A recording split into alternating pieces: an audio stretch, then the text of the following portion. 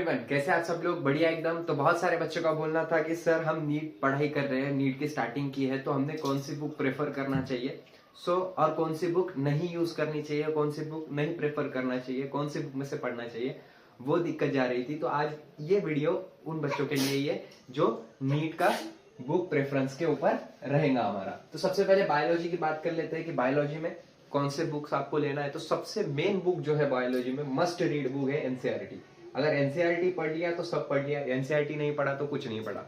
ठीक है, तो सबसे पहले पे है ये एनसीईआरटी, वेरी वेरी इंपॉर्टेंट। ठीक है, उसके बाद मस्ट रीड में और क्या है, पीवाईक्यू सॉल्व करने हैं आपको 2020 से 2023 के। अब वो कहां से भी लो आप, वो करने ही है आपको 2020 से लेके 2023 तक, ताकि आपको समझ में आए।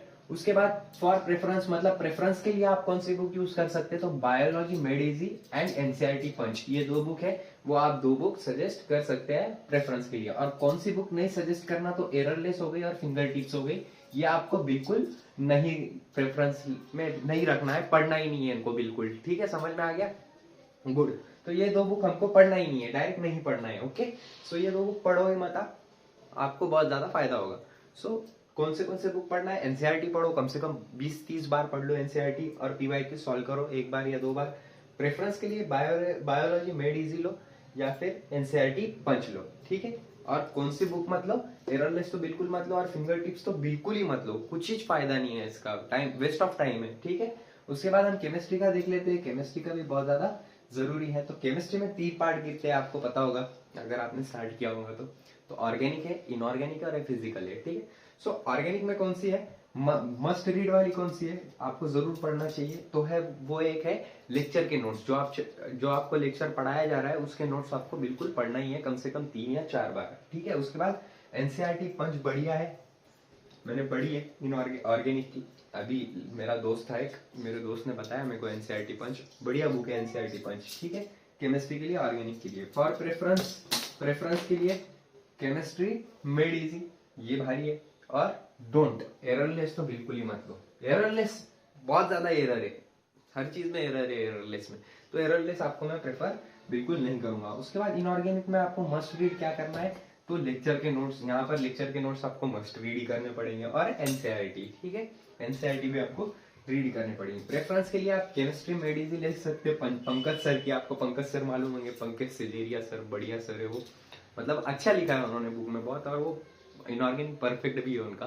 सो हमारे केमिस्ट्री की मेड इजी ले सकते हैं आप प्रेफरेंस के लिए सिर्फ, लेकिन मस्ट रीड आपको लेक्चर नोट्स है और एनसीईआरटी है। ठीक है, ये मस्ट रीड करना है आपको, ये प्रेफरेंस के लिए है, मतलब नहीं समझ में आता है तो अगर आप ये नहीं भी पढ़ा ना तो भी आपको बहुत ज्यादा फायदा होगा। ठीक है, और डोंट, एररलेस बिल्कुल मत लो, वही बात। इसके बाद फिजिकल की बात आती है, तो फिजिकल में मस्ट रीड पार्ट कौन सा है, केमिस्ट्री मेड इजी आपको पढ़नी चाहिए, केमिस्ट्री मेड इजी। ठीक है, बहुत बढ़िया बुक है फिजिकल के लिए, केमिस्ट्री के लिए। ठीक है, इसके बाद फिजिक्स की बात आती है, तो फिजिक्स की भी मैं लिख लेता हूँ आपके सामने। तो फिजिक्स का कौन सा इंपॉर्टेंट है वो भी देख लेंगे हम। ठीक है, ये मैं मिटाकर आपके सामने बता देता हूँ, मिटता नहीं है जल्दी यहाँ पर, कोई नहीं। तो फिजिक्स को आपको कौन सी बुक प्रेफर करनी है। ठीक है, तो मेरे हिसाब से देखा जाए आपको तो मस्ट रीड वाला पार्ट है, फार्मूला की बुक ले लो कोई भी खाली। ठीक है, उसको रीड करना है आपको, और फिजिक्स मेड इजी बढ़िया बुक है। ठीक है, उसके बाद प्रेफरेंस के लिए आप